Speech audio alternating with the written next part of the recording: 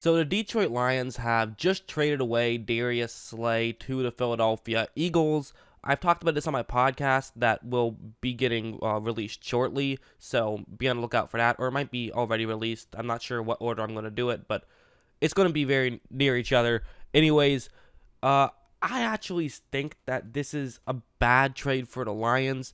Not necessarily the trade itself, because I get that, the Hook Cam brought it up when he made his video talking about this, that once a team realizes that there's another team that wants a player gone, they're not going to get as much as if maybe they didn't think that. So I understand it. I definitely do. However, that being said, I made this analogy on my podcast and I'll make it here.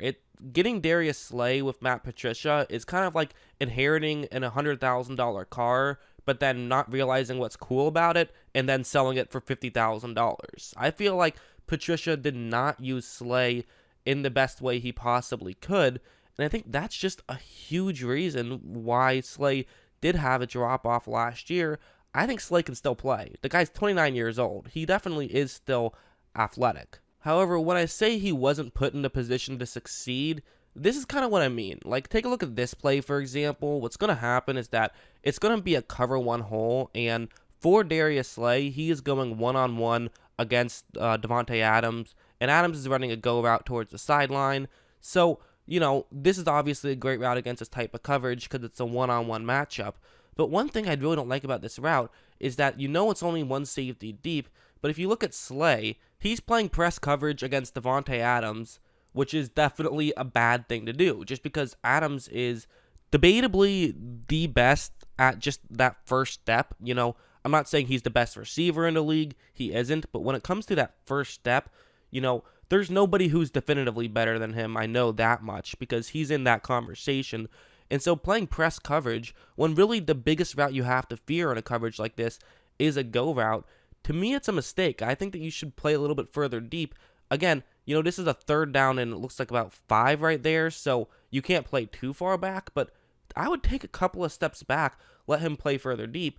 However, you look, and all the corners are doing this, which leads me to believe that this is not something that Slay is just doing on his own. It's something that Patricia is telling him to do.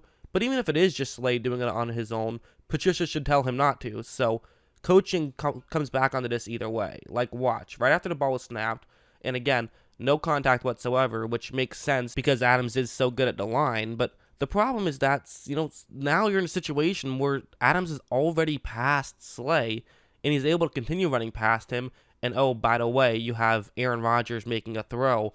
There's just not that much that Slay can do there. Again, does Darrelle Revis make that play? Of course. But just because Slay isn't one of the best corners to ever play doesn't mean he's not still a great corner, and doesn't mean he doesn't still have talent. This play is another example of just the play failing just as much as Slay failing, where what's going to happen is that it's going to be a cover 3 zone, which is great for the Chargers. They have the perfect idea of how to beat this coverage. They're going to send the receiver deep, then they're going to send another receiver like that. The idea is that the Lion who's in charge of covering the zone that the deep route is going into will stay further deep. The other Charger runs underneath and gets open. So typically, the guy who could potentially take away this route would be Slay, who is currently covering that zone right there. And he's going up against Keenan Allen, who actually is going to run a very good route. You notice Allen, he runs towards the middle of the field. And so for Slay, he's kind of staying deep because he kind of realizes what's going on right here. But at the same time, you notice that Keenan Allen right here is running up to the middle of the field, and Slay is continuing to run up in that direction. Typically, you wouldn't want him to completely go in that direction. He has help deep down the field with a safety, so he should at this point pass Keenan Allen off, especially since there's another Charger right there who's about to get open. So at a certain point, you have to know where you pass certain guys off, and especially because we don't notice at the time, but Allen is actually going to cut back closer to the sideline on the bottom half of the screen, and so if he then passes Allen off, but allows himself to potentially be in position if the throw does come back in Allen's direction, then he could be good. But instead, he does not pass Allen off, continues running to the middle of the field, which allows Allen to get wide open. On that play, he should have never allowed Allen to get closer to the sideline than he was. He should have always kept Allen closer to the middle of the field, but he didn't know where his help was. He wasn't totally confident in the players that he had, and it really did come back to bite them. I am being a little bit unfair, admittedly. I mean, I'm making excuses. There were certain things that Slay just wasn't great at. Like, I'm not trying to say that it was all on coaching. I think that a big part of it was on coaching. These are just a couple of examples. There were plenty, trust me. I also think that the fact that they only have 3-man rushes most of the time, most corners aren't going to look great in that type of system. I've been pretty vocal about my dislike of how Matt Patricia coaches the Lions.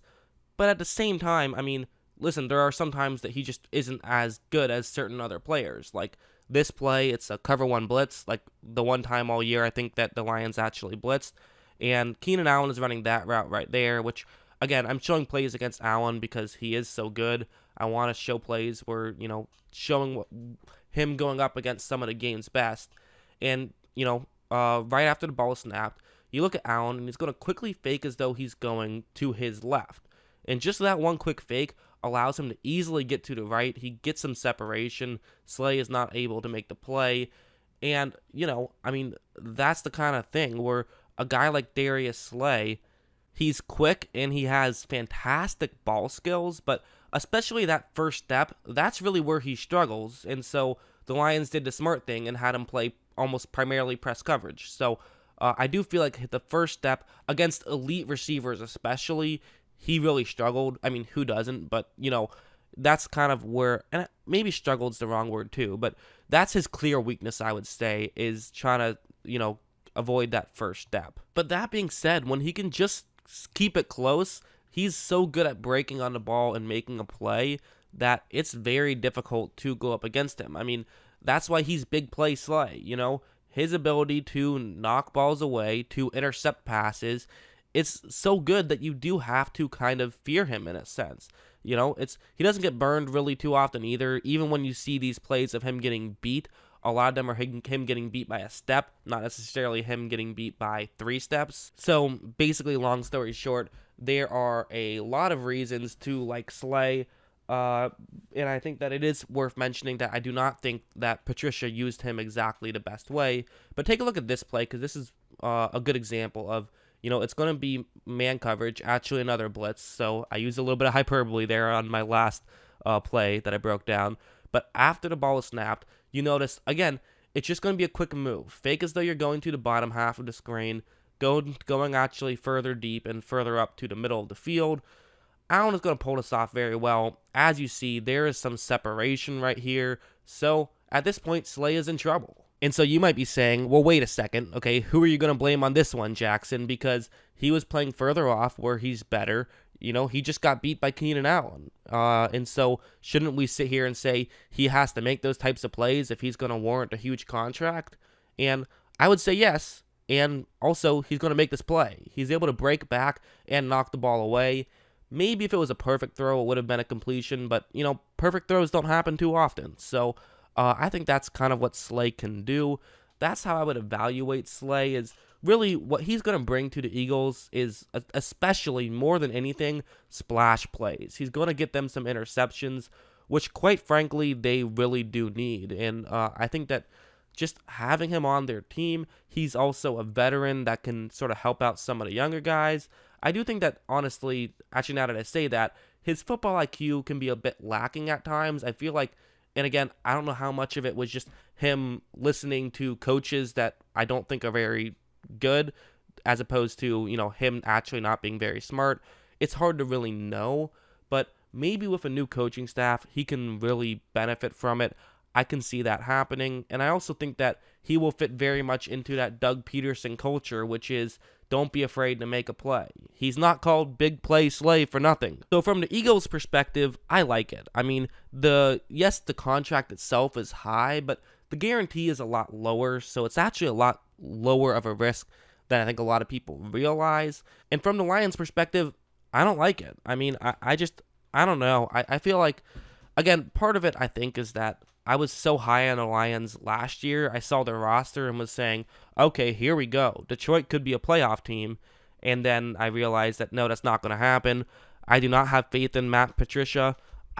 listen, I'd love to be wrong. Like, don't get me wrong. I think it's always awesome when one of those teams is able to come out of nowhere to have success. But, like, I heard one of the reasons that Patricia wanted to get rid of Slay was because of his more happy-go-lucky attitude, and he was sort of joyful, and he kind of wanted more intensity in the locker room, which I don't know if it's true or not, so I can't really speak on it.